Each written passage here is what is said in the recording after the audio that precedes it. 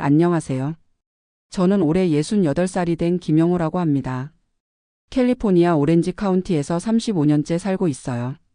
오늘 이 사연을 쓰는 이유는 제가 평생 내린 선택들을 되돌아보면서 많은 생각이 들었기 때문입니다. 특히 요즘 들어 매달 받는 소셜 시큐리티만으로는 생활이 힘들어지면서 예전에 포기했던 한국 연금이 자꾸 생각나거든요. 지금 아내와 저는 월 소셜 시큐리티 $2,800를 받고 있습니다. 아내 것까지 합치면 $4,500 정도 되죠. 한국 돈으로 치면 월 600만 원 정도인데 미국에서는 그리 넉넉한 액수가 아니에요. 특히 저희가 사는 오렌지 카운티는 집값도 비싸고 생활비도 만만치 않거든요. 매달 프로퍼티 텍스만 $1,200, 메디케어 보험료와 서플리먼트 보험까지 하면 $600, 유틸리티 비용이 $400, 그러면 벌써 절반이 나가버려요. 식비며 차량 유지비, 병원비까지 생각하면 항상 빠듯합니다. 가끔 아내와 저녁 외식 한번 하는 것도 부담스러워요. 이런 상황에서 문득 생각이 났어요. 만약 제가 미국 시민권을 받지 않고 한국 국적을 유지했다면 지금 한국에서 연금을 받을 수 있었을 텐데 하는 생각 말이에요. 35년 직장 생활을 했으니까 한국 국민연금과 퇴직연금을 합치면 상당한 금액이었을 거예요. 아마 월 150만 원은 받을 수 있었을 겁니다. 소셜 시큐리티와 합치면 훨씬 여유로운 노후 생활을 할 수 있었겠죠. 하지만 이미 시민권을 받을 때 한국 국적을 포기했고 그때 연금 수급권도 함께 날아갔어요. 돌이킬 수 없는 선택이었죠. 그때는 미국에서 영원히 살 거라고 생각했거든요. 시민권만 받으면 모든 게 해결될 줄 알았어요.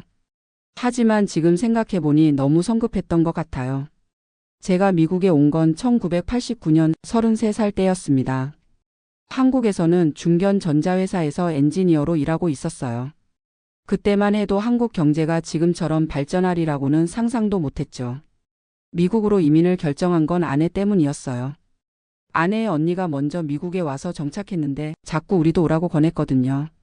미국에서 아이들 키우면 더 좋은 교육 받을 수 있다. 여기서는 노력하면 성공할 수 있다. 이런 말들을 했어요. 그때 첫째 아들이 5살, 둘째가 3살이었습니다. 아이들 교육을 생각하니까 마음이 움직였죠. 한국에서 회사를 그만두고 집도 팔고 모든 걸 정리해서 미국행 비행기에 올랐어요. 가진 돈은 $30,000가 전부였습니다. 처음엔 정말 힘들었어요. 영어도 서툴렀고 미국 회사 문화도 낯설었죠. 하지만 저는 포기하지 않았어요. 낮에는 공장에서 일하고 밤에는 영어 공부를 했습니다. 주말에는 컴퓨터 관련 자격증을 따기 위해 도서관에서 공부했어요. 3년 후에 드디어 제대로 된 회사에 취직할 수 있었습니다. 한국에서의 경력과 새로 딴 자격증 덕분에 IT 회사에서 시스템 엔지니어로 일하게 되었어요. 그때부터 생활이 조금씩 안정되기 시작했습니다. 연봉도 점점 올랐고 집도 살 수 있었어요. 아이들도 학교에 잘 적응했죠.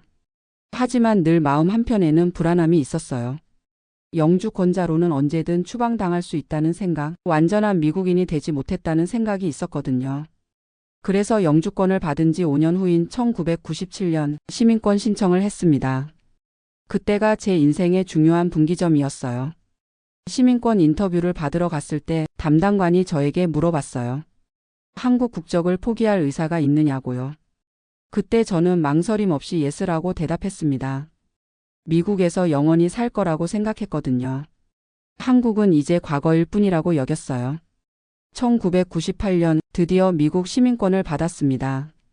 선서식장에서 성조기에 대고 충성을 맹세할 때 정말 뿌듯했어요. 이제 진짜 미국인이 된 거라고 생각했죠. 그런데 시민권을 받고 나서 한국 영사관에서 연락이 왔어요. 한국 국적을 포기한다는 신고를 하라는 거였죠. 그때 처음 알았어요. 국적을 포기하면 지금까지 낸 국민연금도 포기해야 한다는 걸요. 한국에서 8년간 직장 생활을 했으니까 국민연금을 꽤 많이 냈었거든요. 하지만 그땐 별로 아깝다는 생각이 안 들었어요. 어차피 미국에서 살 건데 한국 연금이 무슨 소용이냐는 생각이었죠. 그때는 젊었고 미래에 대한 확신이 있었어요. 미국에서 30년 넘게 일하면서 401k도 차곡차곡 모으고 소셜 시큐리티도 받으면 충분할 거라고 생각했거든요. 실제로 2000년대 들어서는 삶이 많이 나아졌어요. IT 버블 덕분에 연봉도 크게 올랐고 집값도 많이 올라서 자산도 늘었죠. 아이들도 좋은 대학에 보낼 수 있었어요. 첫째는 UC 버클리에서 컴퓨터 사이언스를, 둘째는 UCLA에서 비즈니스를 전공했습니다. 등록금이 만만치 않았지만 그래도 감당할 수 있었어요. 그때만 해도 제 선택이 옳았다고 확신했습니다. 한국을 떠나서 미국에 온 것, 시민권을 받은 것, 모든 게 잘된 일이라고 생각했죠. 하지만 2008년 금융위기가 터지면서 상황이 달라졌어요. 제가 다니던 회사가 대규모 구조조정을 단행했고 저도 그 대상이 되었거든요. 52살의 나이에 갑자기 실직하게 된 거예요. 그때부터 정말 힘든 시간이 시작되었습니다. 나이가 많다는 이유로 취업이 쉽지 않았어요. 이력서를 아무리 많이 넣어도 면접 기회조차 주지 않았죠. 영어 억양 때문인지 나이 때문인지 계속 거절당했어요. 실업수당으로 6개월을 버티다가 어쩔 수 없이 임시직으로 일하기 시작했습니다. 연봉이 예전의 절반도 안 되는 일이었지만 선택의 여지가 없었어요. 그러다가 58살에 다시 정규직을 구할 수 있었습니다. 하지만 예전보다 훨씬 적은 연봉이었죠. 그래도 다행이라고 생각하며 일했어요. 그런데 62살이 되던 해 회사에서 조기퇴직을 권유했습니다. 사실상 강요에 가까웠죠. 나이 든 직원들을 정리하려는 의도가 뻔했어요. 그때 처음으로 한국이 그리워지기 시작했어요. 한국에 있는 친구들은 대부분 정년까지 일하고 퇴직 후에도 연금을 받으며 안정적으로 살고 있더라고요. 특히 같은 회사에서 일했던 동기가 페이스북에 올린 글을 보면서 충격을 받았어요. 그 친구는 정년 퇴직하면서 퇴직금으로 2억 원을 받았고 매달 연금도 150만 원씩 받는다고 하더라고요. 그때 문득 생각이 났어요. 만약 제가 한국에 그대로 있었다면 어땠을까? 시민권을 받지 않고 영주권만 유지했다면 한국 연금도 받을 수 있지 않았을까? 하지만 이미 늦었죠. 한국 국적은 포기했고 연금 수급권도 없어졌으니까요. 어쩔 수 없이 조기퇴직을 하고 소셜시큐리티를 신청했습니다. 62살에 조기 수령하니까 금액이 많이 깎였어요. 월 1,800달러 정도밖에 안 되었죠. 아내도 마찬가지였어요. 아내는 주로 파트타임으로 일해서 소셜시큐리티가 더 적었거든요. 월 1,200달러 정도였어요. 둘 다 합쳐도 3,000달러, 한국 돈으로 월 400만 원 정도였습니다. 생활하기에는 턱없이 부족했어요. 그래서 401k에서 돈을 꺼내 쓰기 시작했습니다. 하지만 그것도 한계가 있었죠. 너무 많이 꺼내면 세금 부담도 크고 나중에 더 어려워질 게 뻔했거든요. 65살이 되어서 메디케어를 받을 수 있게 되었지만 의료비 부담은 여전했어요. 메디케어만으로는 부족해서 서플리먼트 보험까지 들어야 했거든요. 그러니까 보험료만 월 500달러가 넘게 나갔어요. 그때부터 정말 힘들어지기 시작했습니다. 매달 적자였거든요. 401k에서 계속 돈을 빼내야 했고 그 돈도 점점 바닥이 나고 있었어요. 아이들에게 도움을 요청하기도 미안했어요. 첫째는 결혼해서 아이 둘을 키우고 있고 둘째도 집을 사느라 대출금을 갖고 있었거든요. 그들도 여유가 없는 상황이었어요. 그러던 중 정말 충격적인 일이 일어났습니다. 한국에 있는 제 형이 연락을 해온 거예요. 형은 저보다 3살 위인데 정년 퇴직하고 연금으로 여유롭게 살고 있다고 하더라고요. 형이 말하길 공무원 연금과 국민연금을 합쳐서 월 250만 원을 받는다고 했어요. 거기다 퇴직금으로 1억 8천만 원을 받아서 그걸로 집도 새로 사고 여행도 다니고 있다고 하더라고요. 그 얘기를 들으면서 정말 허탈했어요. 저는 미국에서 35년을 살면서 뭘 한 건가 싶었거든요. 열심히 일했지만 노후 준비는 제대로 되지 않았고 고향도 떠났고 한국 연금도 포기했고 특히 작년에 아내가 당뇨 합병증으로 입원했을 때는 정말 절망적이었어요. 메디케어가 있어도 본인 부담금이 만만치 않았거든요.